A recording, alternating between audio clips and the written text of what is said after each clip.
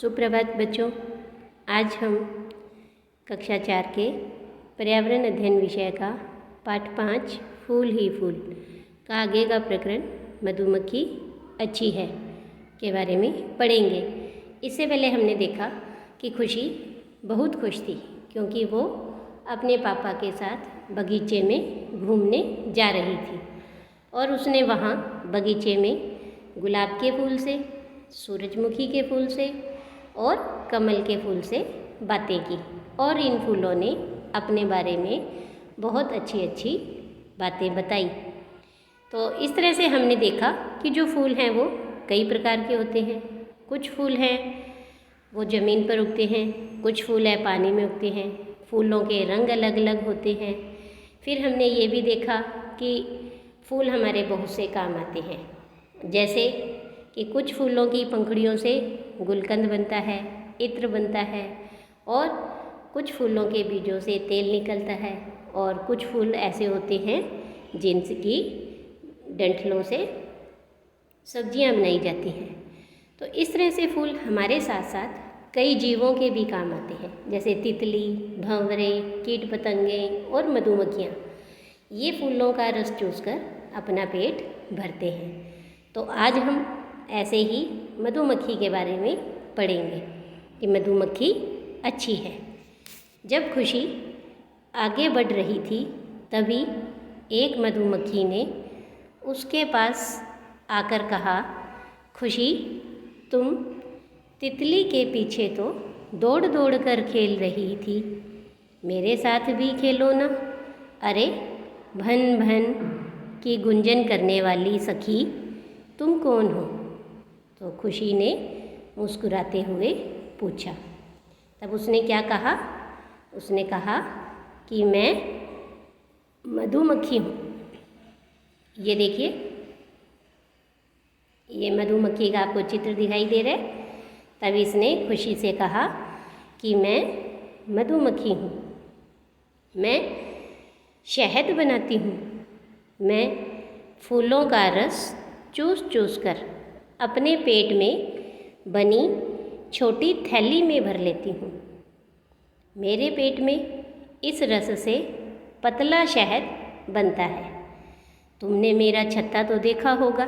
तो ये देखिए कि मधुमक्खी का जो छत्ता है हमें पेड़ों पर कुछ इस तरह का दिखाई देता है। तो अब इसमें छोटे छोटे छेद होते हैं और ये सारे क्या हैं?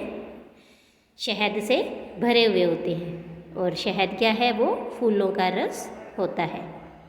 तब खुशी ने क्या कहा? हाँ, मेरे विद्यालय के पास बरगद के पेड़ पर एक बहुत बड़ा छत्ता है। तब मधुमक्खी ने कहा कि मैं और अन्य मधुमक्खियाँ छत्ते में बने खानों में इस पतले शहद को उड़ेल देते हैं, यानी उन छोटे छोटे खानों में हम इस पतले शहद को डाल देते हैं। ये देखिए कैसे कि यहाँ पर आपको ये मधुमक्खी का जो छत्ता है उसका चित्र दिखाई दे रहा है। इसमें इस तरह से छोटे छोटे ये खाने बने होते हैं और मधुमक्खियाँ क्या करती है कि जो इनके पेट में छोटी सी थैली बनी होती है वो इस रस को इन खानों में डाल देती हैं। उस समय वो पतला होता है, फिर ये अपने पंखों से उस पर हवा करती हैं, ज़ोर ज़ोर से अपने पंखों को हिलाती हैं और उस हवा से जो ये पतला शहद है वो सूख जाता है और गाढ़ा हो जाता है। तो इस तरह से वो शहद बनता है। फिर मधुमक्खी ने आगे क्या बताया कि हम इसे अपने भोजन के रूप में एकत्र करते हैं।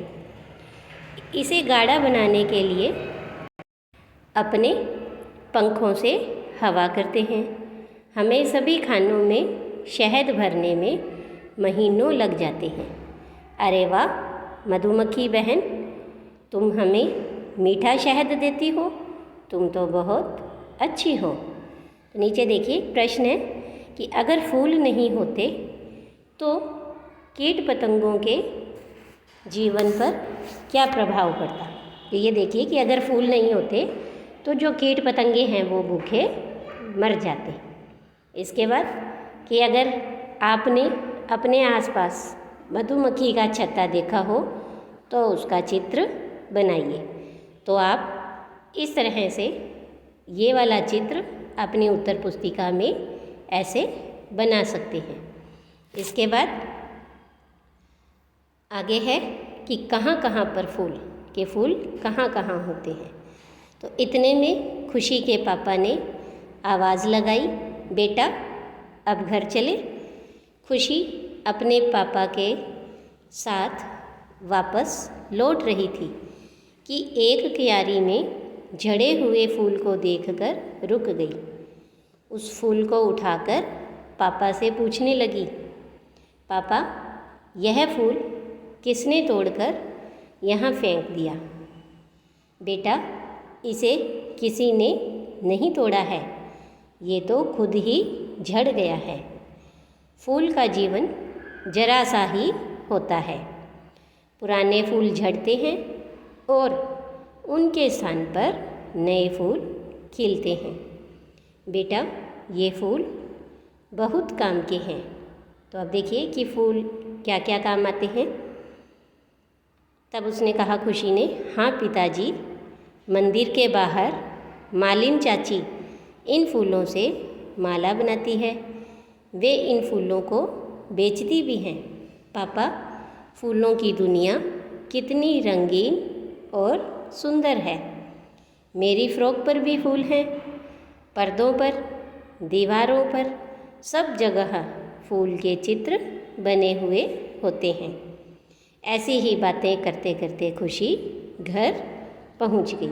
ये देखिए कि मंदिर के बाहर है जो मालिन चाची है वो फूलों की माला बना रही है। और नीचे जो एक चित्र है कि कप पर आपको ये फूल का चित्र दिखाई दे रहा है। तो आपने किन किन वस्तुओं पर फूलों के चित्र देखे हैं? देखिए हमने कप पर, प्लेट पर, चादर पर, साड़ी पर, प्रिंटेड कपड़ों पर, दीवार पर, कैलेंडर पर आदि ऐसी बहुत सी चीज़ें हैं जिन पर हमने फूलों के चित्र देखे। इसके बाद अगर आपको एक माला बनानी है तो आपको क्या क्या सामान चाहिए?